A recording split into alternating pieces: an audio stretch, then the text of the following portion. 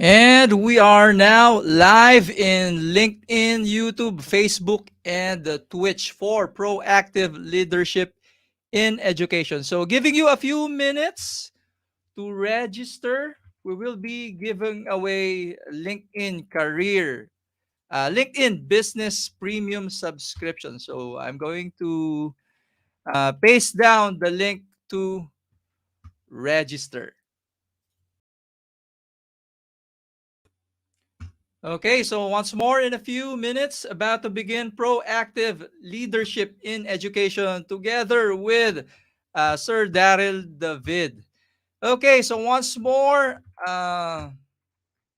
inviting you to register, sharing the link once more, and inviting you to join our community for LinkedIn. It's a LinkedIn Local Philippines Metro South.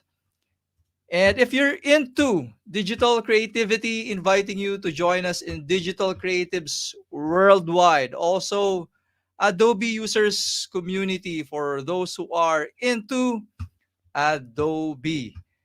Okay, and joining me this evening in the front row seat is an educator from CIIT. I'd like you all to welcome and say good evening to Sir Harold Kabansag. Good evening, Sir Harold. Good evening po. Ayan. So I guess for those who are not familiar with Sir Harold, will you be so kind to tell us more about what you do? Ah, mm, Mainly po, I have been educator for the past almost 15 years now. Aside from practicing po sa creative industry, um, in the industry, I am a 2D layout and print artist sa printing and sa 3D naman design and animation. I have been sharing my knowledge for the past 15 years with various schools. Currently, I am with CIIT Philippines. There, I teach 2D and 3D design and animation subjects for BAMA students or students taking a Bachelor of Multimedia Arts. Yeah. Ayan. Curious to know daw, Sir Harold, where are you located daw? Are you taga Pasig?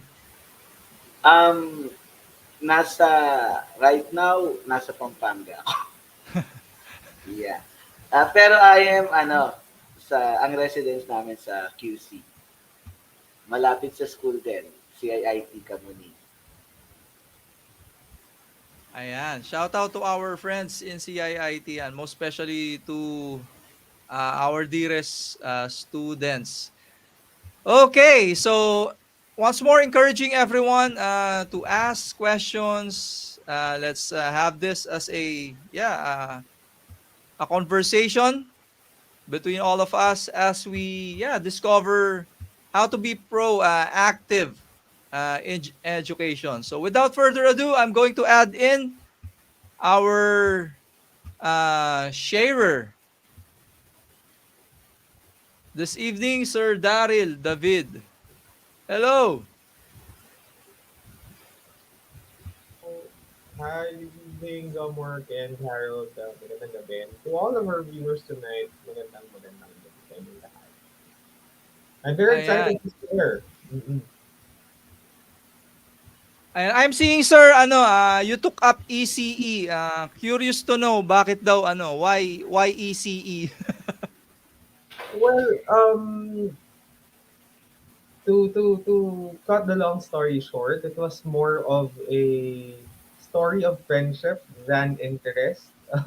It wasn't my first choice. It was a different story.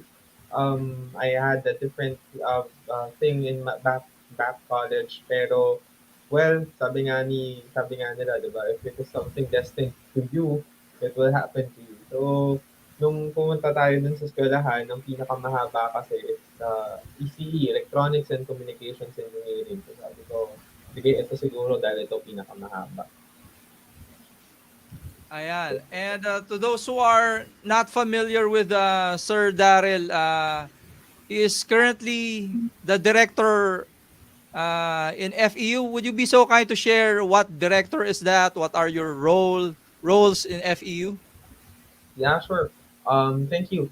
Well, I am currently the program director for mathematics and physical sciences for FEU Institute of Technology.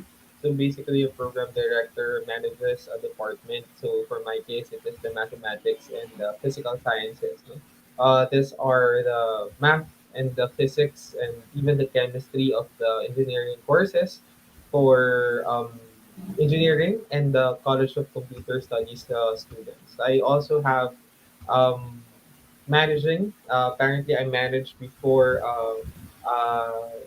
different student organizations. I think meron ako ditong mga meron ako mga estudyante dito na nanonood. Ayan, yung aking grupo sa espasyo, shout out. Ayan, nandiyan sila. So, thank you very much for watching tonight. So, yeah, basically that's how an administrator works. No? Ayan. So, yep, without further ado, meron ka bang, do you have any slides for us to share? So, once more, encouraging everyone to, yeah, join the conversation on how to be proactive, uh, how to gain proactive leadership in education. Yeah, thank you, John Mark, and thank you, Harold. No, it's my pleasure being invited into this webinar. It's not always no, it's not always being invited, and I think it's charged to experience. Yeah, I do have a slide, and I do also understand that there's a delay. There's a delay coming from the live feed that we're actually giving them. So guys, I'll be throwing some questions, so please bear with me, bear with us as I try to figure out how we can be more interactive. But I'll be presenting. Can I start, Mark? Shall I? Yep, go ahead, please. All right. Okay. So I'll be presenting my slide, my deck for tonight. So let's start.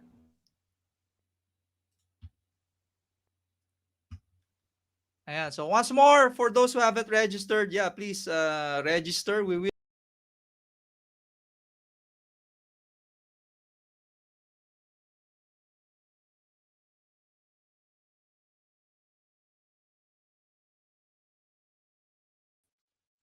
Ayan. Again, we will be giving away LinkedIn business premium subscription. Okay. I am seeing your slide now, Sir Daryl. All right. Thanks. Okay. Let's go. Awesome. Right, thanks. So for our guest, for our viewers right now, kindly let's start by watching this video, and at the end of the video, I'll be asking your thoughts, no, of how what are the things that you are going to observe in this short 2 minute video. So for those who are in the live, no, may I know what are your observations? What do you think of our time and our world? Sa palagay nyo, any insights? Any insights from the live? Maybe you could help us, help me. Ano sa palagay nyo? Ayan. Pa-turn on, sir, yung webcam naka-off. Anyways, siguro ako muna.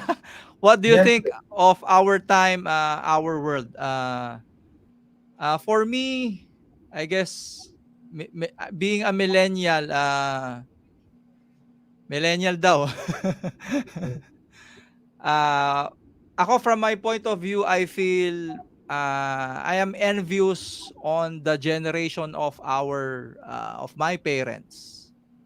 okay. From what I see, mas maganda, mas malinis, mas maraming opportunities meron sila in comparison to what we have today, mostly like environment, uh, extinct na yung mga, 'di ba? Yung biodiversity sira na, and I'm seeing for the upcoming generation it will get worse.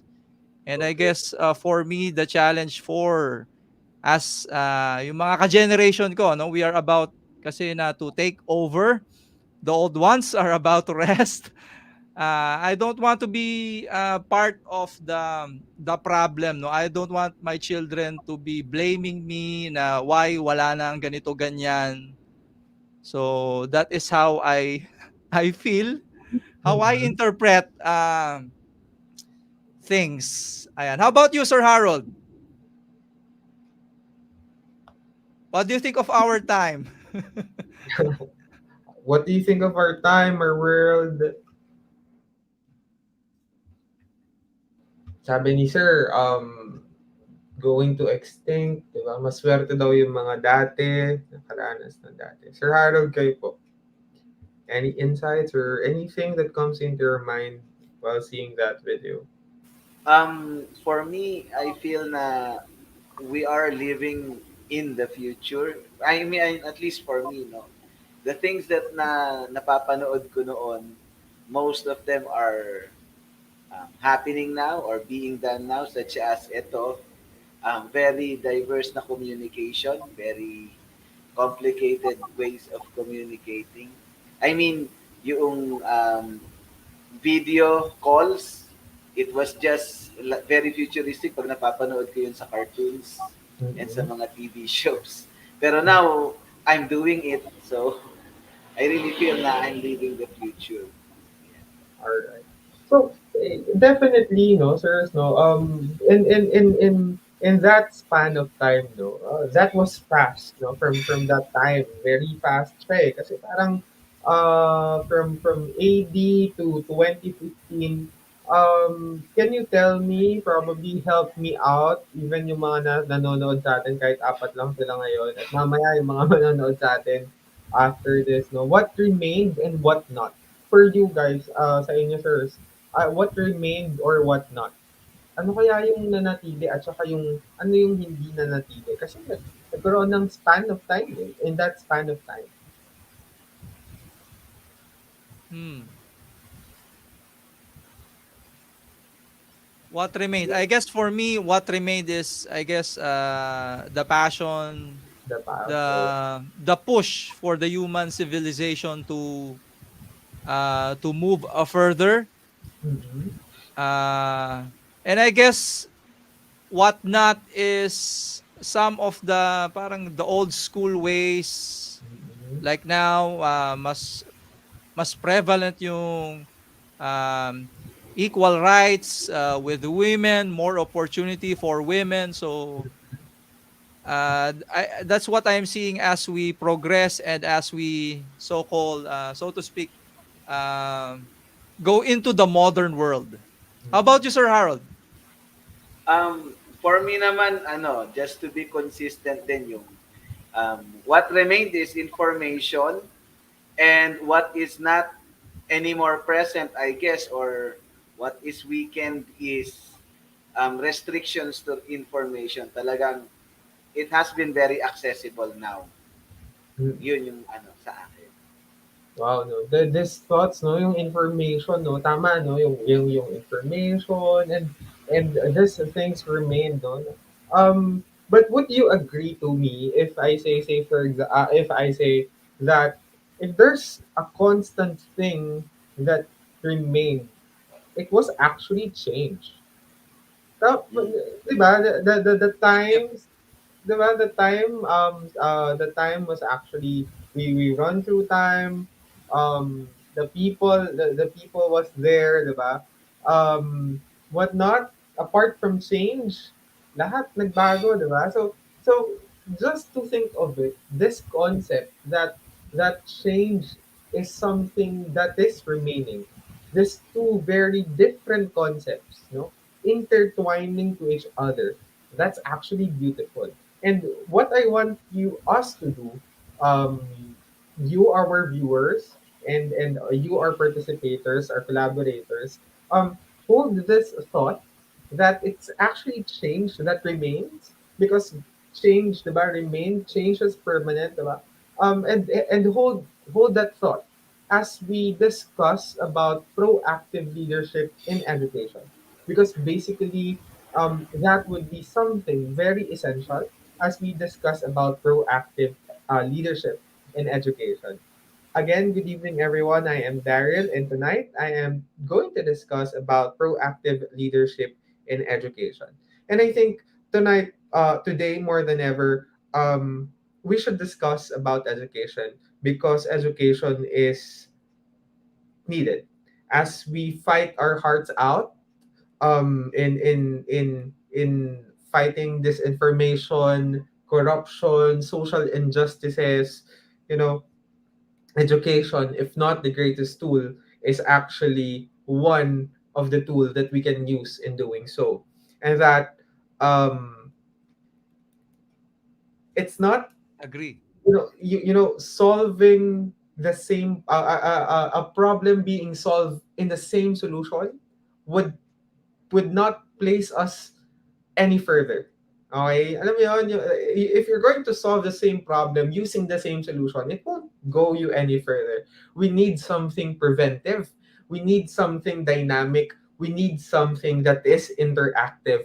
And that is what we are going to discuss today about proactive leadership in education. But don't get me wrong, we are when we talk about education, it's not enough. 2 days is 2 hours is not enough. Even a 1 week is not enough. When we talk about education, we're going to talk a lot of things: teaching, learning methods, poverty, and a lot of things. But right now, let's just focus on what we can get.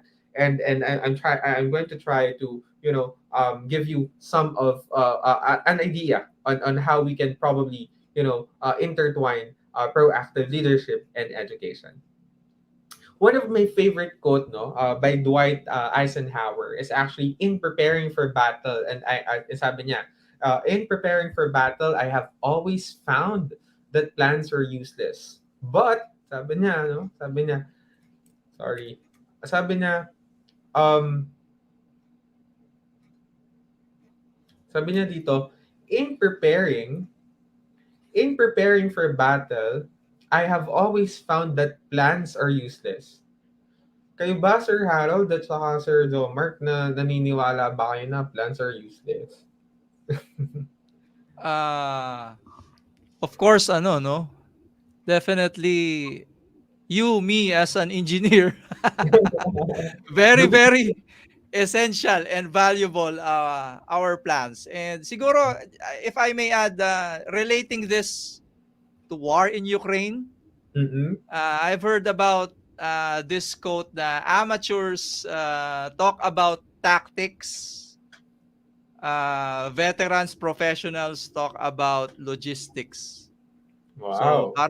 parang yun naman siguro ay moving forward in, 'di ba, in implementing uh, the plans. Kasi you've mentioned about battle, eh. So that's what they were previously talking about Ukraine Yes. na initially nagka-aberya yung advancement ng Russian forces, 'di ba? At, Tactics, logistics. diba? Sabi niya nga, no, they are talking about logistics already. But, you know, tama kasi siya, no? But if we are going to think about it, no, ito sabi niya kasi, mapapaisip ka eh. Sabi niya kasi plants are useless, but still indispensable. Hindi daw pwedeng mawala. Now, let's try to figure out how can we actually make how can we stitch this out. Say for example, we are going to just have, I'm an ECE, but let's just have house planning. Say for example, you wanted to plan a house. Okay, gusto ko magplano ng house, gusto ko magtayo ng bahay. You watching, no? Gusto niyo magplano ng bahay, kahit anong plano 'yan. So, three aspects 'yan. You wanted if you're going to plan for a house, syempre may financial, saan mo itatayo, and you're going to secure permits, right? Kasi hindi ka naman pwedeng magtayo ng bahay na wala kang pera, nang hindi mo alam kung magkano yung gagastusin mo, 'di ba? Hindi mo rin Yes.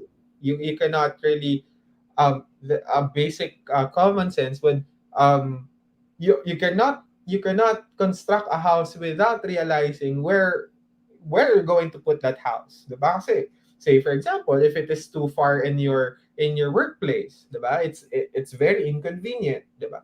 Or securing permits, diba? Because of legality and so on and so forth.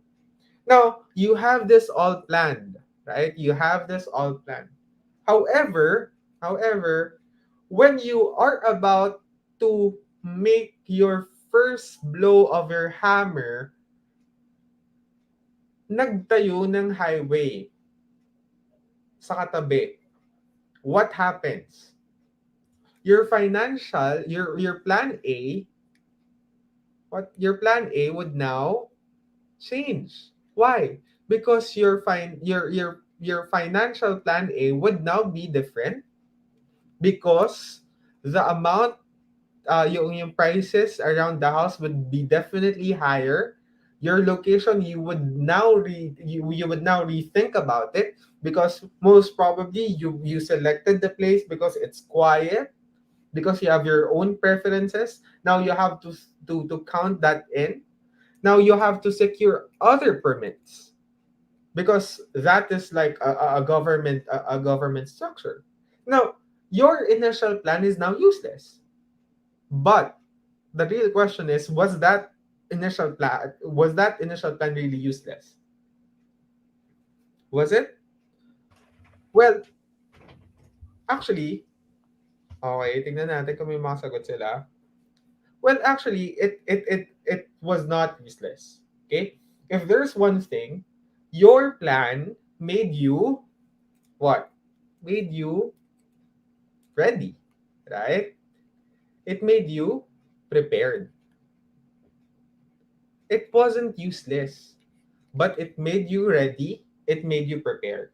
That is why you need to plan. Because if you did not plan at all, you won't be ready and you won't be prepared. Okay? Because let's admit it, there's no perfect plan. Okay? Because there are a lot of variables that you have to consider.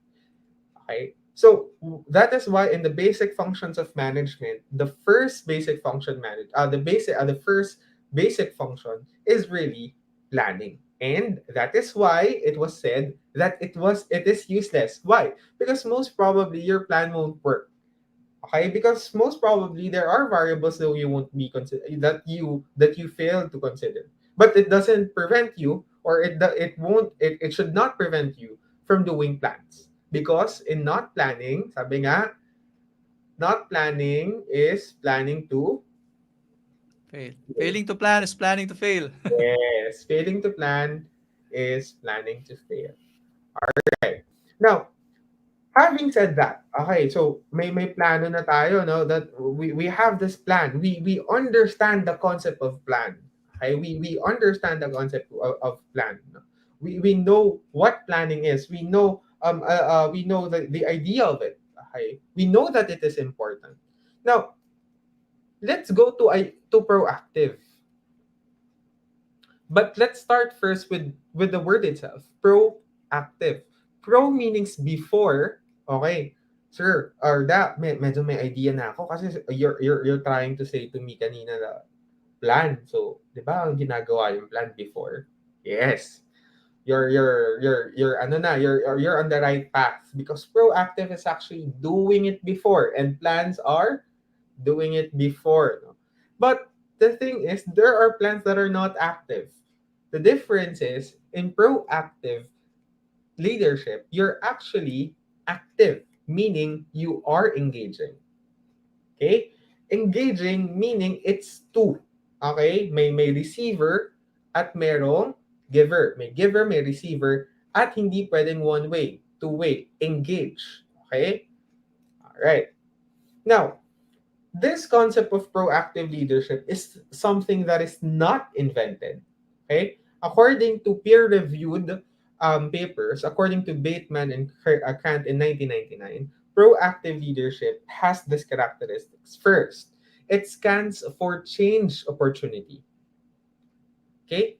Remember, it doesn't wait, but it scans. It's active, no? It's not passive, no? It scans. Second, it sets. If you're going to check all of the verbs that have been used there, lahat ito active, okay? Setting effective change-oriented goals. Number three, anticipating, preparing, and preventing problems. Number four, doing different things or doing things differently. Remember, proactive leadership doesn't only involve what? Doesn't only involve doing different things, meaning doing plan A, plan B, plan C, but redoing the plan itself, doing things differently. Approach A, approach B, approach C. Taking action, persevering, consistent because it must be engaging as defined, and achieving results. If you're going to notice, in the first four items of the characteristics of proactive leadership, it involves highly in planning. Because if you plan, you evaluate. Scientific problem, di ba? Kaya mga Yep. engineers. First is identify the problem, di ba? If you're going to identify, you cannot solve a problem if you cannot identify the problem itself. Then therefore you need to, identify the given. So you scan. So that involves highly of planning, okay? Because you cannot plan if you cannot identify your given, di ba? Setting effective and change-oriented goals because planning involves your goals. That's the mistake. Most of the times we plan without the alignment in goals, right? Sometimes Yes. sometimes kasi, 'di ba, sir, what we do is we plan according to our objective that sometimes we intertwine goals with objective. Those are two different things. Objectives are your steps to achieve your goal. Okay? But those are two things different.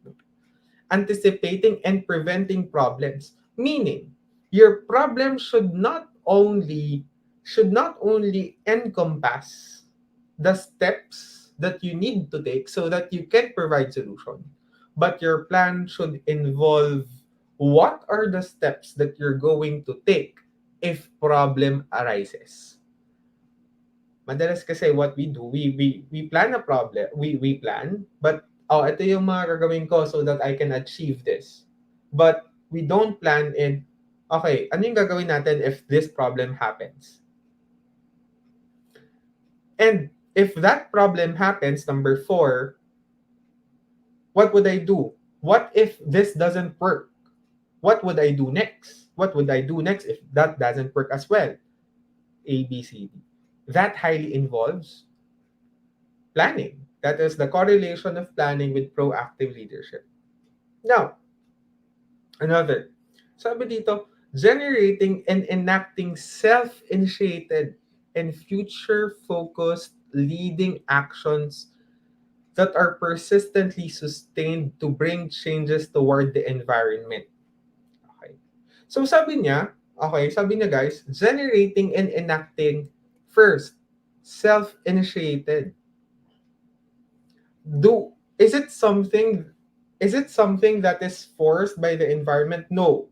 You're not now waiting, you are now actually initiating, you are now active, right? You're now engaging. that's Yep. pro Yep. that's now a proactive leadership. Future focused leading actions that are persistent, meaning it cannot just be one action, but it should be persistent. Remember, it should be persevering, diba, sabi niya? And sustained to bring changes towards environment. There should be change. The first thought that we have that I told you, I ask you to hold off. Kasi kanina, di ba, sabi ko sa inyo, guys, hold nyo to. Oh, kaya yung hinold Mhm. nyo pa, sabi ko change. Because there's need for change. First, the change that you're going to bring in, and second, the changes that you cannot control. All right. May questions? May questions kaya ang ating mga nasa live ngayon? Tingnan nga natin kung may mga questions sila. Baka may mga questions sila, sir. Natin. Yep. Leaders. Okay. Alright. So while waiting, no, tignan natin. I'll proceed muna. Okay, bukod sa heart. Heart din sa inyo mga, ayan, Lloyd BJ Toronas, Cherry P, and Trisha Deriner Locks. Hi, good evening. All right. So leaders are especially pressed with the need to go beyond. Okay, because this is now proactive leadership. Okay, this is by understanding proactive leadership by Wu and Yin, Wen Yang. No? Sabi Wen Wang. Sabi niya, it is more beyond their defined responsibilities and bring about positive changes to their team and organization. There is an emphasis in changes because it's always something that the proactive leadership is doing. Okay? Proactive leadership is actually fire preventing than fire fighting. Ayan. Ano po ba sa palagay niyo yung difference ng firefighting sa fire preventing? Ayan. Sir Joe Mark saka Sir Harold. May ano po yung first things that comes to your mind when we say the difference of firefighting and fire preventing? Um, fire firefighting, syempre, sa bumbero na yon. Mm-mm. Pero fire prevention can be done by us na non-licensed firefighters, di ba? Yes, tama sir. Yes.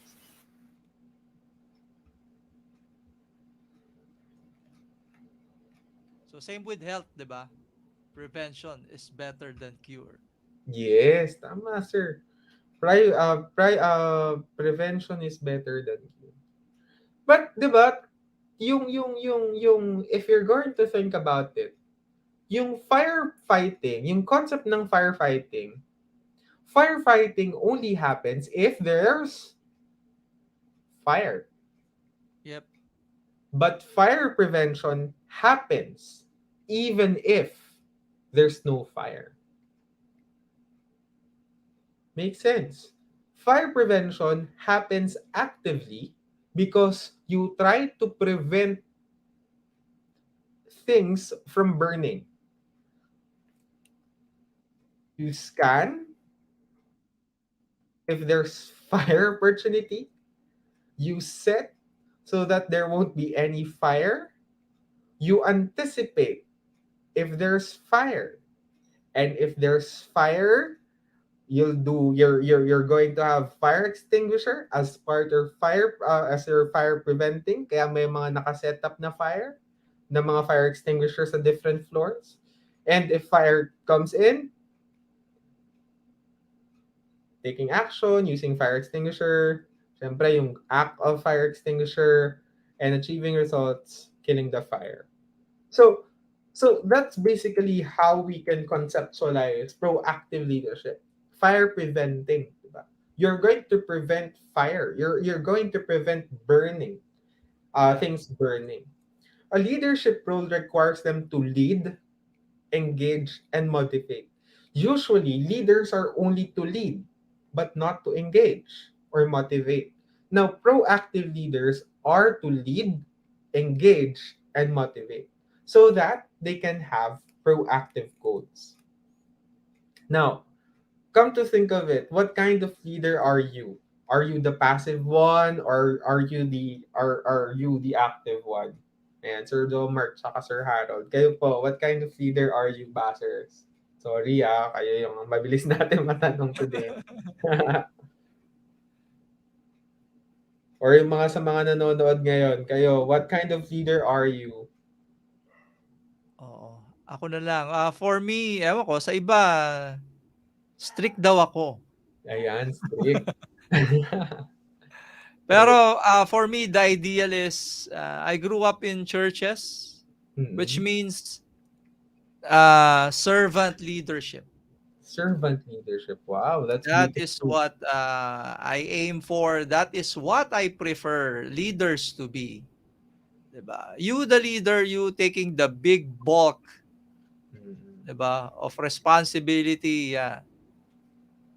So two words never I use leader. It's you have to be a servant, a leader.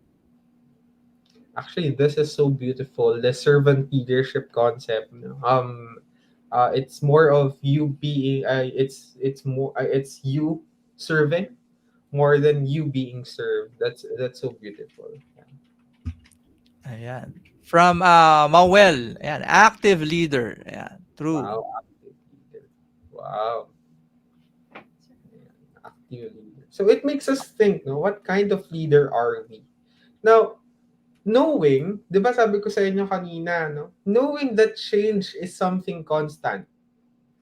Kasi all throughout time, eh. Di ba? It was proven, eh. I'm a very data, evidence-based person. I want to see it first before I believe it. And we saw it kanina dun sa video natin in the first part, no, in the first slide, that change is something constant. It remains. No? Will we be firefighters who will just wait for the problems, or will we be fire preventers and be proactive leaders and anticipate what would happen? For an example, the COVID-19 pandemic challenged all of the industries. Yeah. Definitely, everybody would agree. From manufacturing, from IT to healthcare, education is not an exemption. Now, what is the main challenge in education? The main challenge in education, location, physical, diba? Now, question. Now, lahat ba talaga ng educational leaders was not prepared? No. There were firefighters and there were fire preventers. Even before the COVID-19 pandemic, there were already educational leaders, educational institutions who have online learning methods. And it was easier for them to adapt. There were more fire preventers than firefighters. See, being a fire preventer or having that proactive leadership really helps, because we already that change is something that would happen. It's a matter of foresight. Diba? It's a matter of foresight. It's a matter of anticipation.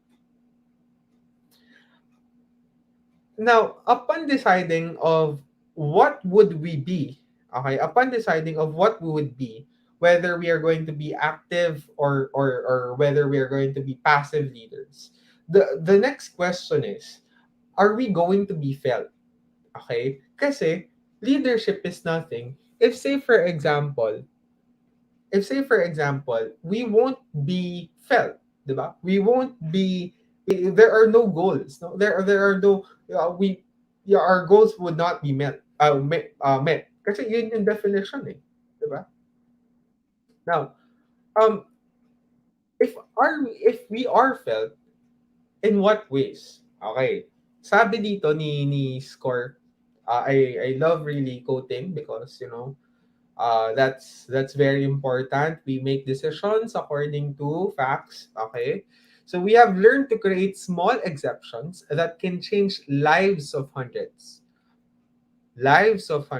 but we have not learned how to make exceptions the rule to change the lives of millions. Meaning, okay, meaning it's nice to change lives of the few people that are around us, but I think it's a social obligation to try to change as much as we can, no, as much as people that we can. And that the first social progress that demands deep structural movement of the status quo tackling the symptoms of problems or trifling around the edges remains insufficient.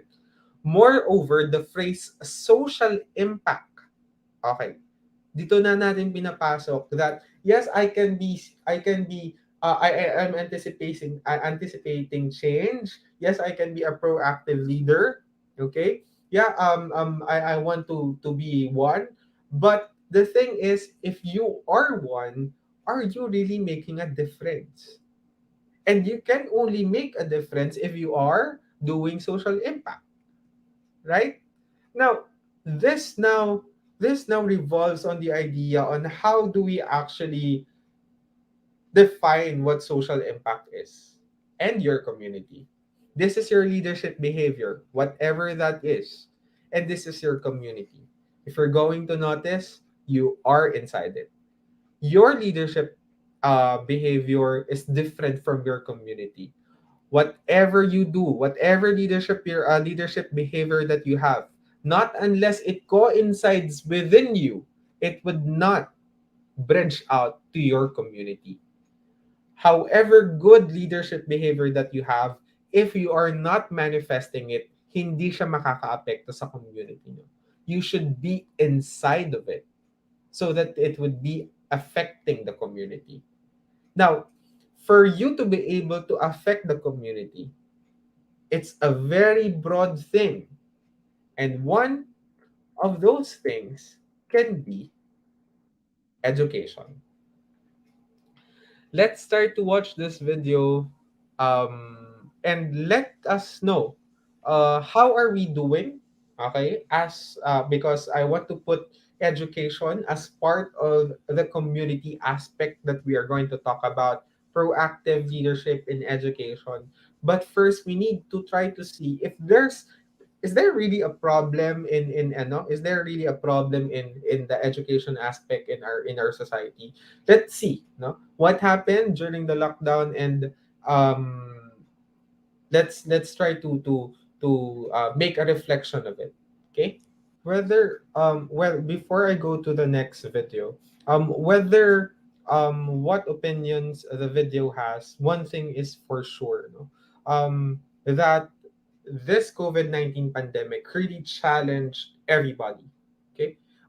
It really challenged not only those, actually, yung mga nasa upper class, um, hindi ganoon yung ano hindi ganoon yung gravity of what happened to them. But it was more for those who are in the lower classes. Um, Whether these aids were successfully given to them, or whether enough were given to them, that's a totally different discussion. But one thing's for sure, the COVID-19 pandemic really challenged everybody. Like I said, hindi lang sa isang aspeto, but in a lot of aspects. So the next one actually is The next one actually is something that I wanted also to show everybody.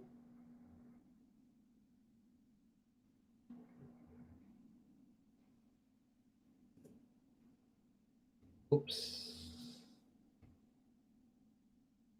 Okay, parang nawala siya. Alright.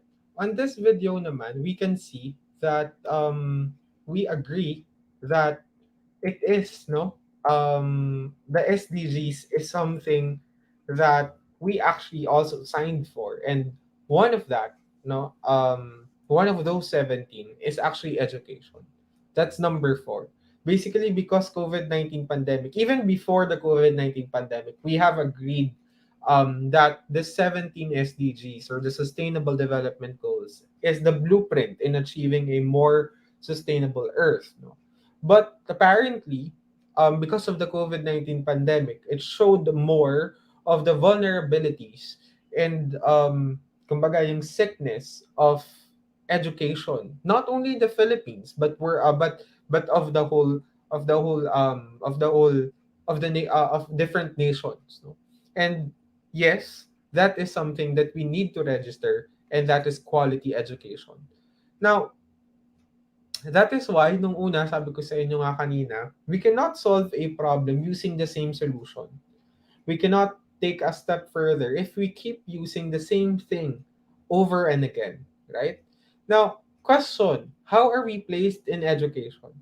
We have this PISA 2018 worldwide ranking where 78 of the nations participated in mathematics, science, and reading.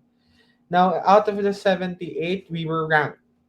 Palagay nyo, sirs. Yan. Pang ilan tayo sa 78? O sa mathematics, pang ilan kaya tayo out of 78? Good guess lang, sirs. Sir Harold, mas updated ka sa akin dyan. What do you think? Wala lang. Below, below. Yeah, out of 78, pang ilan kaya tayo? I think nasa 65, 65. Sige, sige. How about, sige, sir, science. Science naman. maybe 72. 72. Reading. Yan. It Ah, should be okay. higher. Sige, Siguro sige. reading 50. 60. Within the 50s. Ayan. So 65, 72, 70. This is the PISA 2018 World Ranking. So these are actually high school students. No, they were actually asked to answer different. Tanda natin na 65, 72, 50. They were asked to um to answer some assessments. No, and then this is just 2018. Okay. So, ito yung mga nakakuha ng above 500. Average to. Ito yung mga nakakuha ng between 450. Ito yung nakakuha ng below 450 na average. Yung Philippines nandito. We are at 76 for the average. I was about to explain the piece of explainer video, but I'll just be the one explaining it na lang. The PISA was actually conducted at 2018 for the high school students. They were tested in math, science, and reading, and we were ranked in 78 nations out of the 78 nations. Okay? Now, ito yung ating placing. Okay, kanina yung science natin, sabi ni Sir, we are at 72. We're actually at 77 out of 78. Ooh. At mathematics, we are at 60 plus. We are actually at 76, tied with Panama, last with Dominican Republic. And we are at the last for reading, placing at 77 in reading. Kaya lang tayo 77, not to 78 kasi may nag-tie dito. At saka may mga nag-tie sa taas. So, surprisingly, we are actually placed at the bottom. No? Nasa bottom part tayo out of the 78 nations. So, question, we are, is it something that is surprising? Are we taking for granted the kind of education? Where are we? It makes us think, no? Kasi it's just 2022. 2020, COVID-19 pandemic happened. The PISA happened in 2018, right? It's recent, no? So it makes us think whether um saan ba tayo nagkulang? May mali ba sa sistema? Meron ba tayong hindi nagagawa? Because like you said, there is a certain expectation for us, especially in reading. The medium of instruction that we use is English. So we're kind of surprised na sa reading we placed last, right? For mathematics, we know a lot of good Filipinos at math. Diba? Kahit nga, diba, kunyari, say for example, pumunta kayo sa isang place, yung mga bata, they know what 5 pesos and the difference of 5 pesos with 10 pesos. They know, mas magaling pa sila sa arithmetic than us. I get surprised, no? And I want to ask ourselves, is this not alarming? Diba? Is this not alarming that we are actually at the last? Knowing all this, how do we actually intend to answer our problems in education through proactive leadership?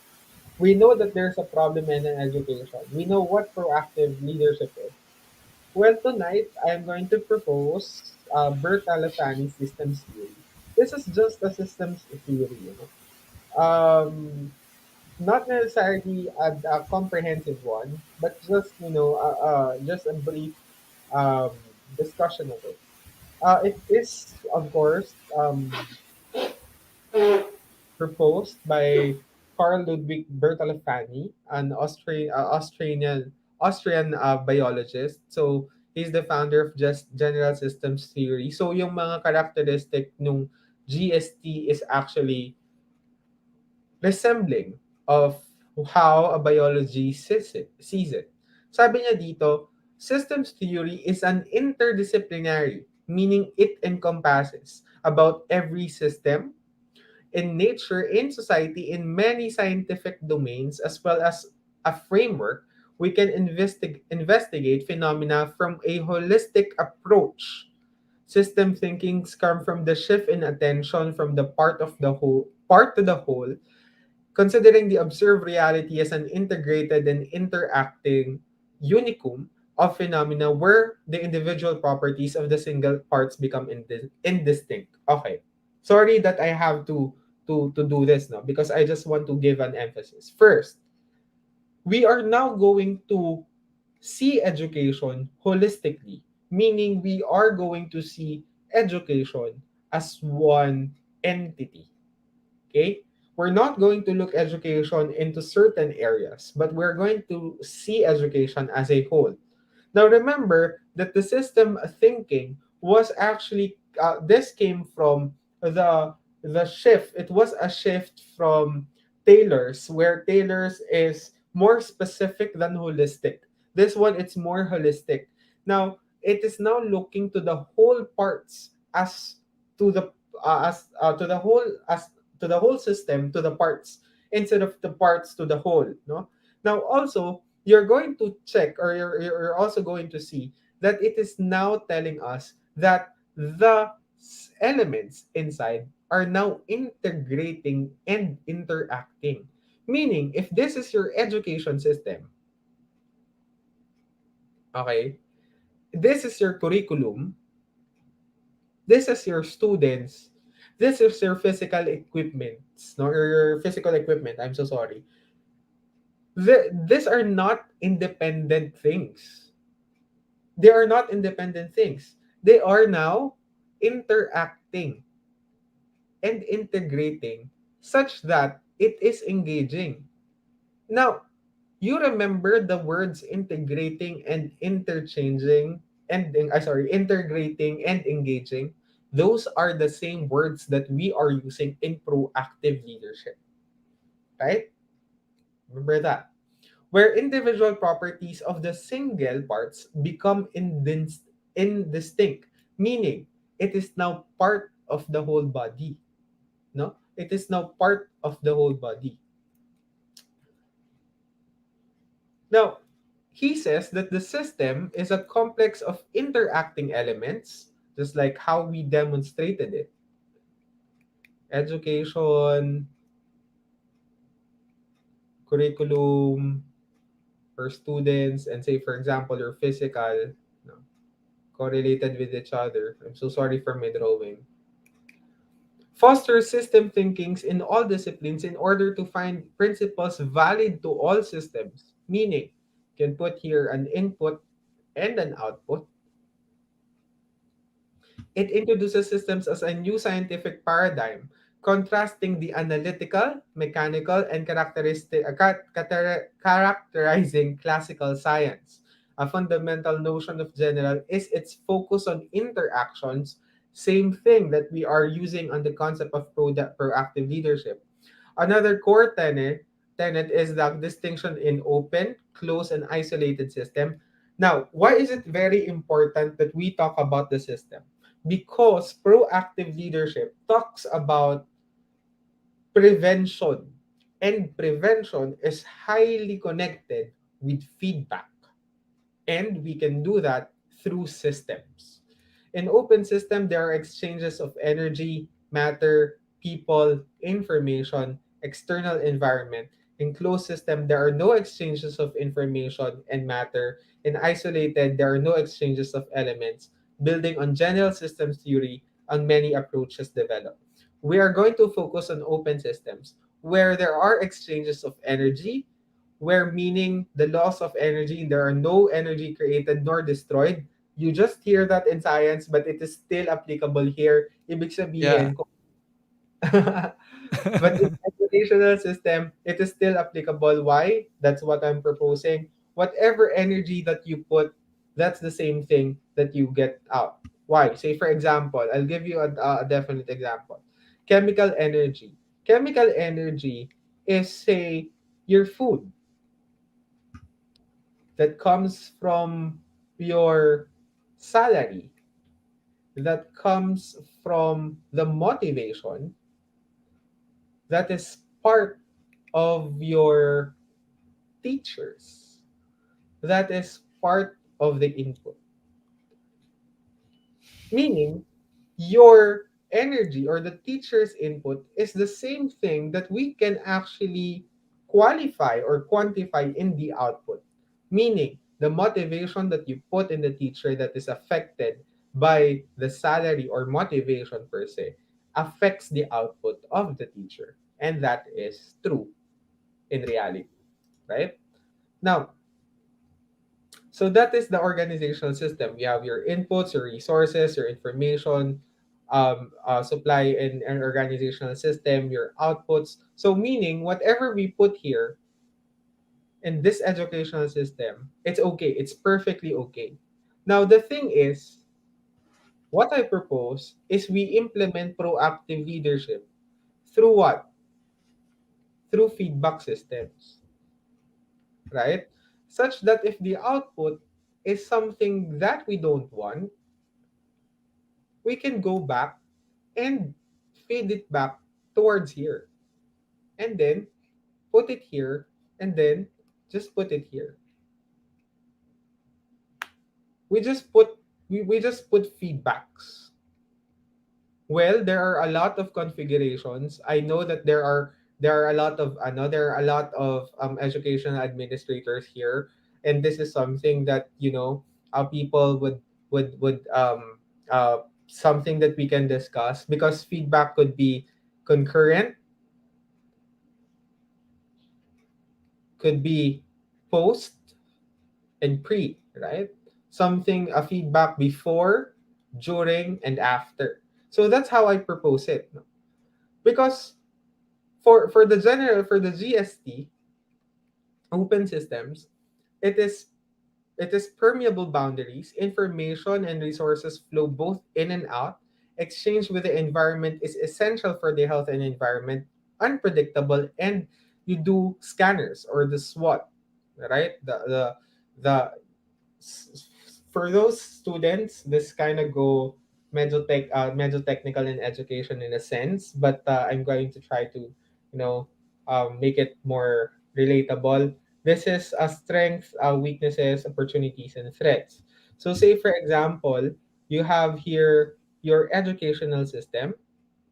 You have here your, say, kahit ano lang muna, your students, your physical, and then your curriculum. They are interchanging, but of course, there are variables inside or around it, di ba?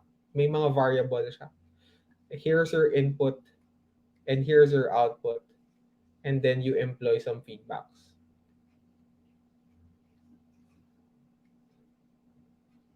But this is just a general one muna. Okay?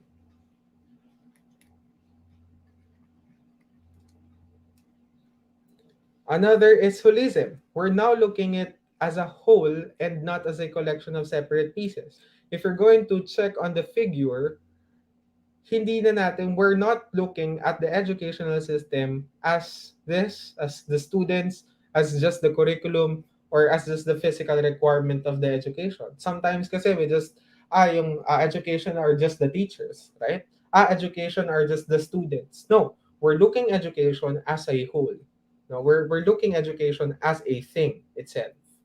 A system is greater than the sum of its parts, meaning we are now talking about not only education as a system, as a curriculum, as a part, but we're looking education as students, curriculum, and the physical requirement interchanging or interacting with each other, employing proactive leadership in a sense that we provide feedback so that leaders will be able to correct whatever happens. Say for example, COVID-19 pandemic, 'di ba?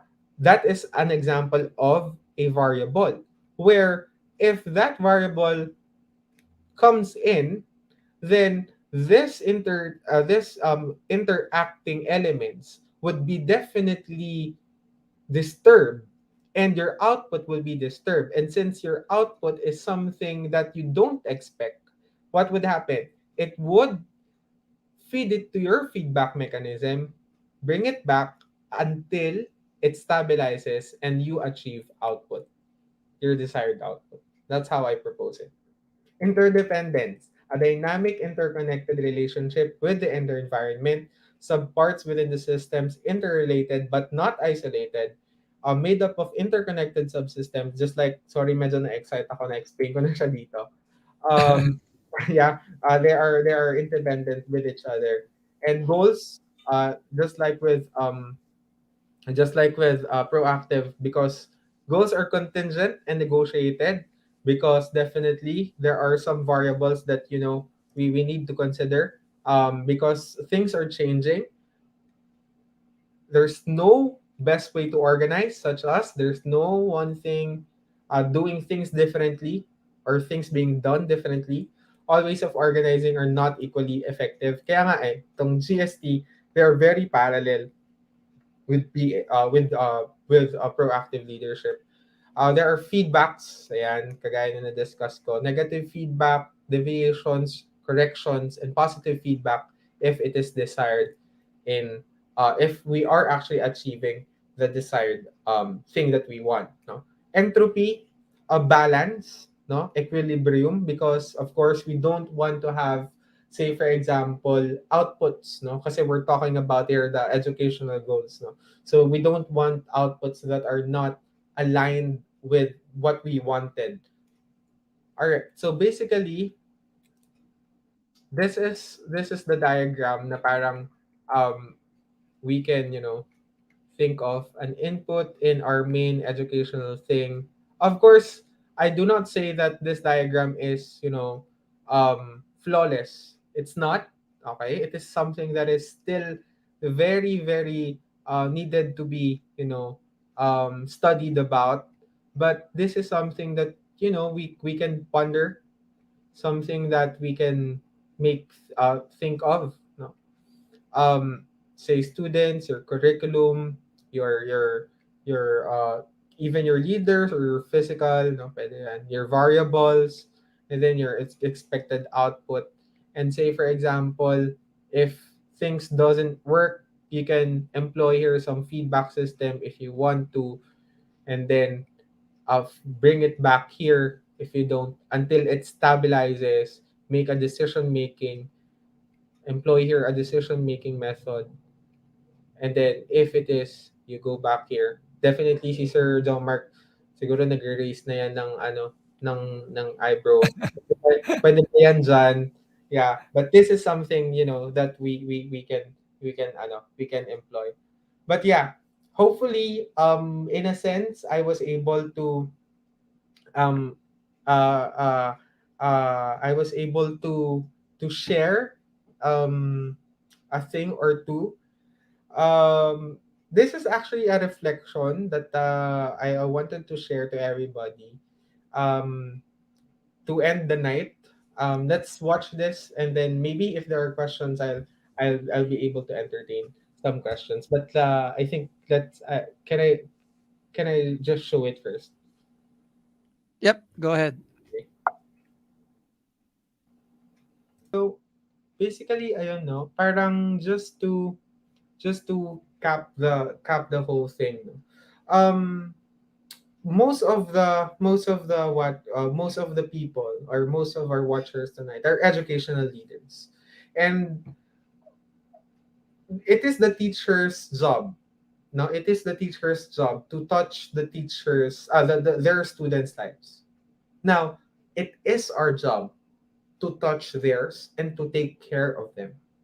It is our job to employ different techniques, whatever it takes, so that we can provide them what they need. In the video, you would see the student doesn't mind whether the paper was madumi. Diba? He doesn't mind. What he minds is the score, diba? The feeling. But come to think of it, yung teacher on the other side, on the other hand, ang dami niyang pinagdaanan. First, yung daanan na lang natin sa Abraham Maslow eh. Yung physiological needs niya, di ba? Yung Yeah. tulog, di ba? Yung pagkain niya, yung bahay niya, yung pamilya niya, 'di ba? Yung confidence niya dahil kahit dun sa pagsakay niya nung ano, and that is our job. And we can only do that if we are good leaders. If we can fire prevent them from happening. If we can be proactive, if we can provide them the things that, if we can provide them the things that they will be needing. And these are real things. These are the things. These things are happening, and yeah, I hope tonight our viewers learned a thing or two from me tonight. Thank you very much, and maraming salamat and magandang gabi. Okay, ayan. Now it's question time. Ako siguro ang maraming tanong. But of Sige. course, for those who will be watching the replay, let's continue this conversation no, on the comment section. Sir Daryl will be glad to answer those questions sa mga to those who will watch the replay. I guess for me, my first question probably is, you mentioned about PISA. What are Yes. your thoughts on the previous, let's say, issue with regards about Philippines and the reaction of Secretary Briones? But I guess that is not PISA. That is World World Bank. What are Okay. your thoughts on that situation? Well, of course, we respect the opinions of DepEd Secretary Briones. I believe that the the opinions of, or not really, the statement of the office of the Secretary of the Department of Education has its own basis. And that is something, us educators being in the education system, something that we should we should respect, no? But I think, um being said that, it should not prevent us from doing more, especially if we have this kind of, say for example, results of PISA. So yes, we recognize yung sinasabi ni DepEd, ng office of secretary office of the Secretary of Education. But I think, kailangan pa rin nating pagbutihin, kailangan pa rin nating gumawa ng mga, yun nga, kasi yun yung gusto nating ituro ngayon eh, proactive leadership eh. So kailangan pa rin nating pagbutihin.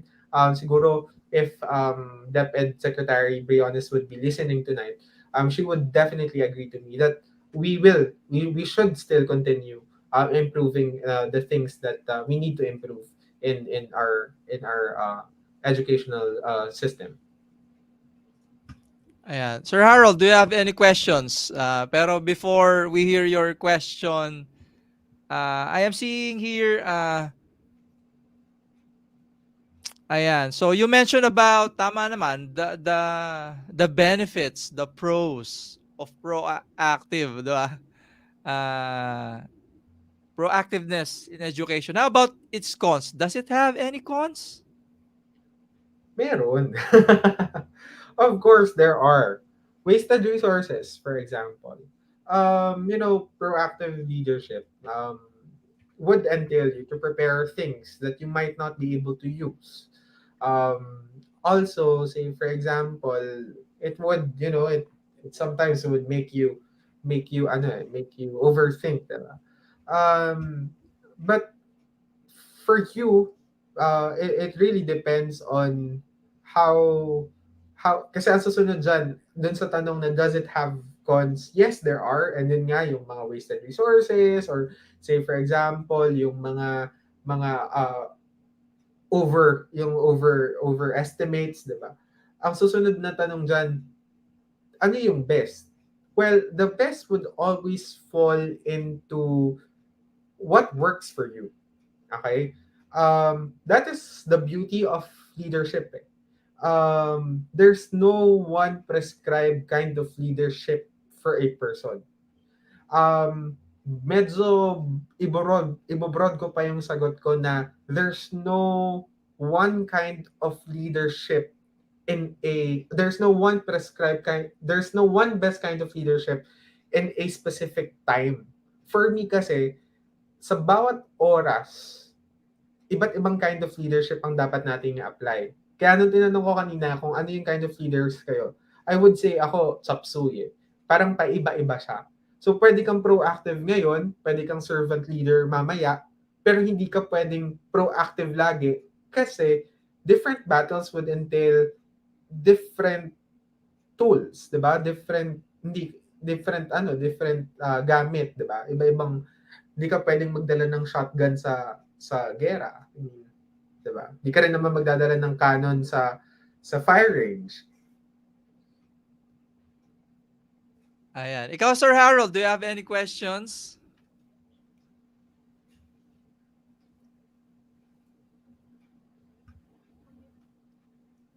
Ayan. Anyway, sa commute si Sir Harold. Ah, ayan. I'm seeing here. Can you see this, Sir Daryl? In the school setup, Oisai, in the school setup and a student myself, what can we do to encourage more students to be more proactive in leadership? Actually, this guy is a student. Well, yung tanong niya whether a student how can we invite people to be more proactive. um I always believe in lead by example, no, at resibo. Ngayon naniniwala din ako sa resibo. uh you can only ask people to be someone if they see it to you. um you can invite them, 'di ba, to be proactive if you yourself is a proactive leader. If you can show them the receipts of having the fruits of being a proactive leader. You can invite them to be proactive per se if you can, let them feel na masaya maging proactive, may benefits ang pagiging proactive. Merong kakaibang saya yung pagiging proactive. So basically my answer would be show them by leading by example and show some resibo.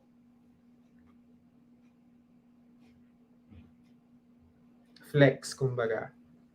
Yeah. Another one. Oh my God. Good evening, sir. Tanong ko lang po, ano pong leader sa tingin nyo ang kailangan ng bansa natin? Your opinion lang po. Yeah, of course, definitely mapapanood to ng maraming tao. And definitely opinion ko lang to. Yeah, well, I think the kind of leader that we need is first proactive. That is why when I was asked what topic to be discussed, I immediately said proactive leaders. Why? Because our problems are there, diba? problems are happening around us, left and right. And you cannot be a leader who just waits for things to come out in front of your face and just solve it or ask somebody to solve it for you. You need someone who, nakakatakot gumamit ng mga words, baka ma-associate ako. You need someone that Lalabas yung color daw, sir. They're trying to parang ano, release your color. kaya nga eh. So, you need someone who proactively decides, okay? Who actually makes decisions, okay? Um uh who is someone na na siya mismo ang gumagawa, okay? Because and collaborative, very important. I myself is a very collaborative uh di ko masabi pa na leader because leader is a very big word, but I'm a collaborative person, no? So I think for me, since yun din yung topic natin, no, we need a proactive leader, someone who decides, someone who anticipates, someone who fire prevents and not firefights. Ayan. Awesome. Here's another one. You talked about pro, but is there such a things as reactive naman leadership? Well, reactive leadership would be definitely, well, I haven't yung reactive leadership, I haven't read it in peer-reviewed or authored, but definitely it is something that is opposite to proactive. But yung I think ang question is kung ano naman yung pros in reactive. Of course, calculated risks. Kasi you just react whether you just react kung anong meron, you just react kung ano yung mape-present sa'yo. And let's admit it, it's more lax, 'di ba? Kasi okay, pag dumating, sa ako na lang isa-solve, 'di ba? So it's more lax, it's more, cool. Mas yun nga yung calculated risks nga siya kasi you don't have to, you don't have to scan your environment. You just wait for it. Ayan. Next question. Being in the education sector, Daryl, was this on your plans or was this destiny that led you to education? What's your journey and story on Ay, wow. that? Well, uh, my education story is, well, um, well, first of all, hindi siya planned, because I really took electronics and communications engineering. So, hindi siya yung una na plano ko. But if if it helps, when I prayed to pass the licensure exam, my prayer wasn't to be a licensed engineer. My prayer was to be a teacher, and for me to be a teacher, I need to get that license. I knew that time that I needed the license to teach.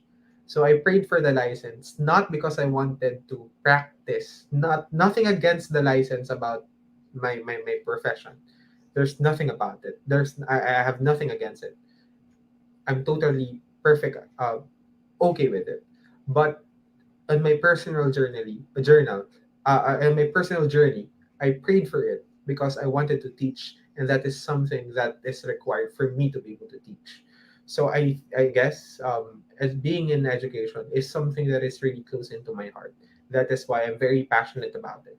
So yeah, if I'll be asked if, being in education is something that is destined, maybe probably, it is something that is destined to me. Ito pa, Miss Universe question. So if you're given a position Mm, in the government, mm, the options are Department of Education oh, and CHED mm. and TESDA. which of the three are you going to choose? And what do you think the things that you can contribute or the problems that needs to be solved on that specific government agency? Mm. You're given three choice: DepEd, CHED, TESDA. Ano sa tingin mo mas may impact at mas nangailangan ng tulong sa tatlo? Although lahat sila kailangan naman ng tulong, 'di ba? What would be your priority? Well, ang konteksto ng tanong kung ano ang may mas impact. So for me, it would be, definitely it would be DepEd. Because these are the forming years.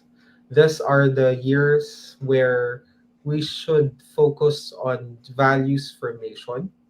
These are the years where, you know about education.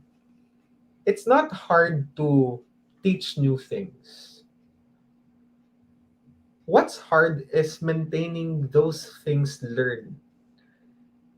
Alam naman natin kung ano yung tama at mabuti, di ba?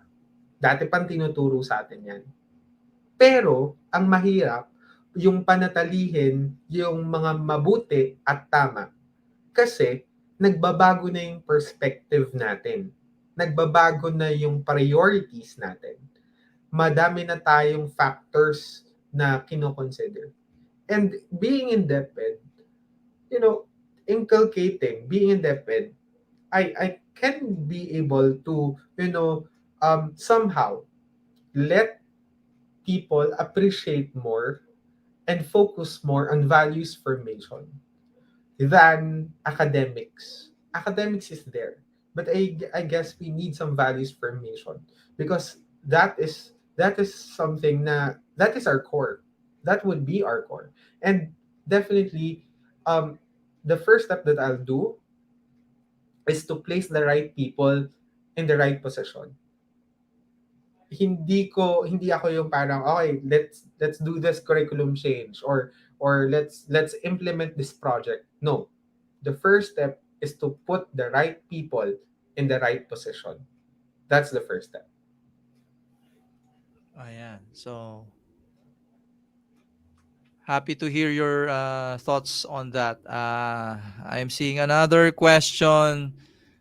The I recall this na yung K-12 was implemented. They were saying it makes a Filipino student job ready. Do you agree Well, um with the situation right now? ha, actually mahirap siyang sagutin in a context that, I wanted to answer yes, via yes or no. But like I said, I should be answering questions based on what I know, no. But siguro I'll just put it in a context that it should be answered more of the employers.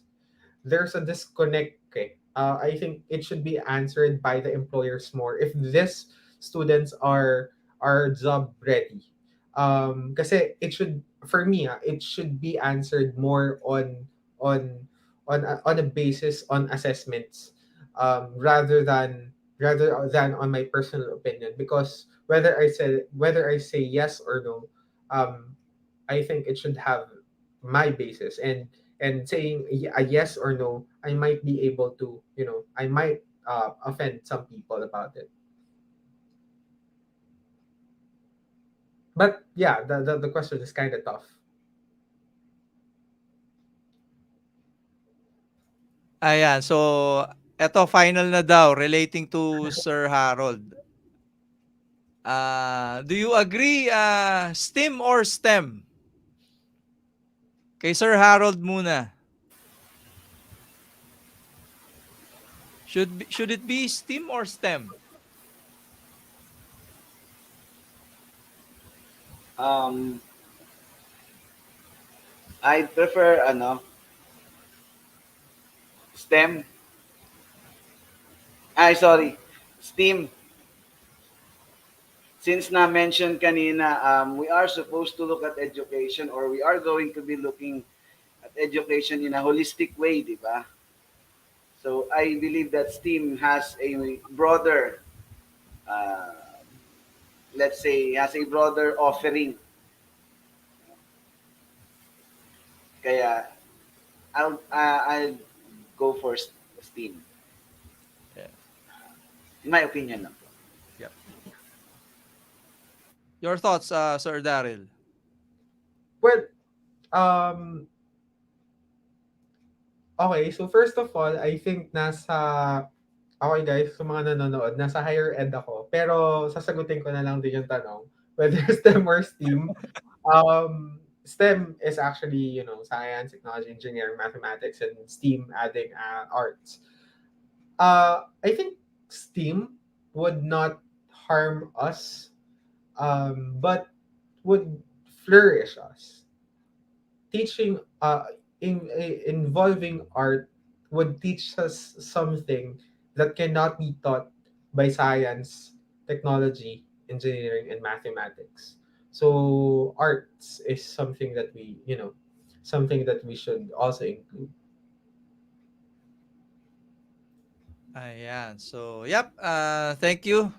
Thank you once more, Sir Daryl, Sir Harold. And yeah, again, to those who uh, will be watching, ayan, tama, art balances everything. Ayan. To those who will be watching the replay, conversation is still open. We will gladly respond to your messages. So let's keep this, again, conversational and ongoing. Totoo naman, di ba? The only constant thing in this world is change. That's why we have to continuously improve, ayan, no? Our education system. So, with that, thank you so much, everyone. Sir Harold, where can they find you? And Um, can you share us more about your advocacies as well? Any upcoming gigs dyan or something? Currently, I am just sharing my lessons via time lapse doon sa aking page, Harold Bravo sa Facebook. And same din sa Harold Bravo sa YouTube. I also have an account in LinkedIn. You can also find me there with the same name, Harold Bravo. So just add me up, and hopefully my contents can help you, to those, especially to those who are 3D enthusiasts. Yun lang po.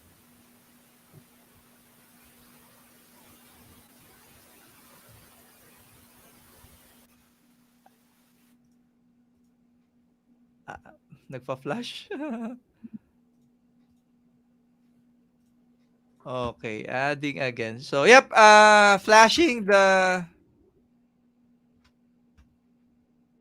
Sir Harold's LinkedIn profile. So, yep, Sir Harold is, we brought in Sir Harold to this topic because we really value the importance of art, 'di ba? So, Sir Harold being an artist, it's really great to have your perspective with regards to education. I remember kasi dati we had a sharer.